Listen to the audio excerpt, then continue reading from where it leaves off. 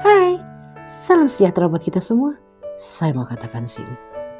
Terkadang kita tidak tahu orang yang suka atau tidak sama kita di belakang kita, betul? Tetapi kalau orang yang tidak suka sama kita, mereka nggak seneng kalau kita lihat kita senang.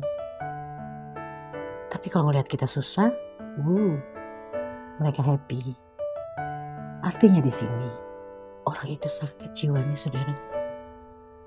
Gimana cara menyikapinya?